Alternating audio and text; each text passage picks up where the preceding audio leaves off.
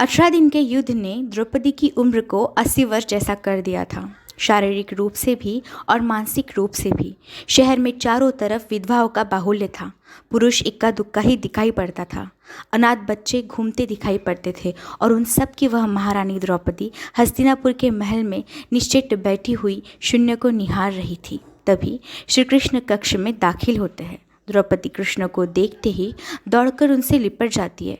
कृष्ण उसके सिर को सहलाते रहते हैं और रोने देते हैं। थोड़ी देर में उसे खुद से अलग करके समीप के एक पलंग पर बैठा देता है। द्रौपदी कहती है, यह क्या हो गया सखा? ऐसा तो मैंने नहीं सोचा था। कृष्ण, नियति बहुत क्रूर होती है पांचाली, वह सोचने के अनुरूप नहीं चलती।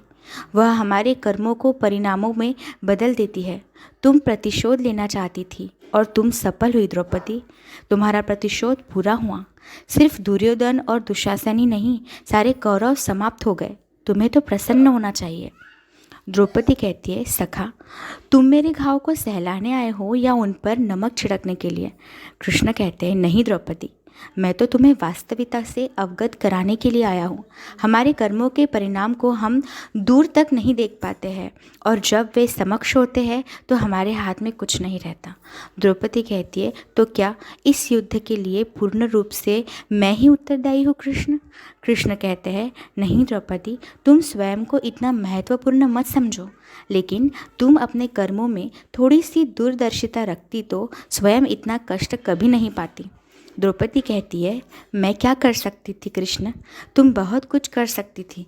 कृष्ण कहते हैं, जब तुम्हारा स्वयंवर हुआ तब तुम कर्ण को अपमानित नहीं करती और उसे प्रतियोगिता में भाग लेने का एक अवसर देती तो शायद परिणाम कुछ और होते। इसके बाद जब कुंती ने तुम्हें 5 पतियों की पत्नी बनने का आदेश दिया तब तुम उसे स्वीकार नहीं करती तो भी परिणाम कुछ और होते।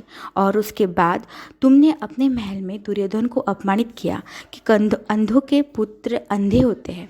वह नहीं कहती तो तुम्हारा चिरहरण नहीं होता, तब भी शायद परिस्थितियाँ कुछ और होती। हमारे शब्द भी हमारे कर्म होते हैं द्रौपदी, और हमें अपने हर शब्द को बोलने से पहले तोलना बहुत ज़रूरी होता है, अन्यथा उसके दुष्परिणाम सिर्फ स्वयं को ही नहीं, अपने पूरे परिवेश को दुखी करते रहते हैं। संसार में केवल मनुष्य ही एकमात्र ऐसा प्राणी है जिसका जहर उसके दांतों में नहीं, शब्दों में है। इसीलिए शब्दों का प्रयोग सोच समझ कर करें। ऐसे शब्द का प्रयोग कीजिए जिससे किसी की भावना को ठेस ना पहुँचे, क्योंकि महाभारत हमारे अंदर ही छिपा हुआ है। जय श्री कृष्ण।